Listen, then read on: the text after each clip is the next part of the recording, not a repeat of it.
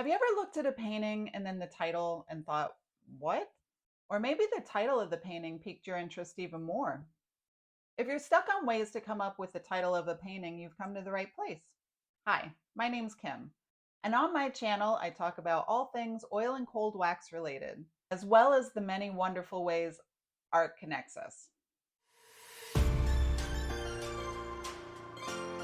Welcome back to my channel, or if you're new here, welcome. It can sometimes be difficult to come up with a good title for your painting, especially if it has a lot of personal meaning or abstract. Ultimately, the process of choosing a name is a highly personal one, and different artists will have their own approaches and methods for coming up with a perfect title. Here are a few tips to help you name your masterpiece if you're struggling coming up with a title, like I am with this one and this one. Tip number 1, take your time. You don't have to immediately come up with a title. Take some time to live with the painting, and the title just might reveal itself. However, if you're prepping for a show or it's a commission and you have a tight deadline, maybe one of the next tips might help. Tip number 2, keep a running list of potential titles.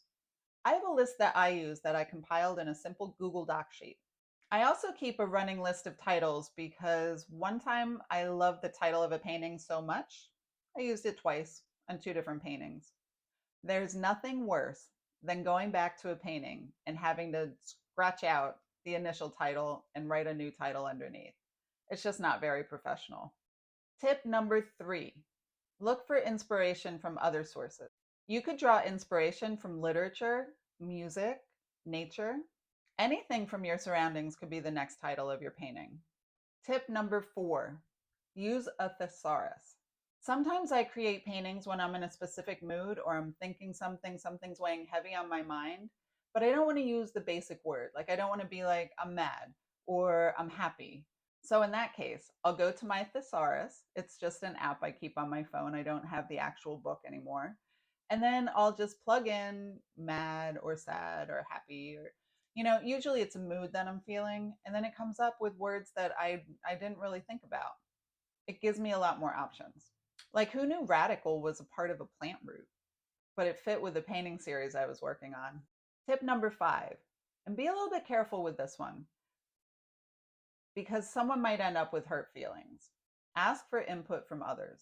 You could ask your friends, your family, or other artists, like what comes to mind when they look at your painting. They might surprise you with something that you haven't even considered, but it's a perfect fit. So if all else fails, go with your gut. If you're really struggling to come up with a title, try not to overthink it. And I'm the worst offender of that. But just trust your gut and go with what feels right.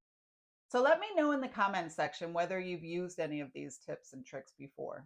Or if not, if you could let us know what's worked for you, I'm sure it would be helpful for not only me, but everybody else that's watching this video. So thank you guys all so much for watching. I hope you found this video valuable. And if you did, I really hope you'd subscribe, ring the notification bell, and keep coming back for more videos like this. Until next time, see ya.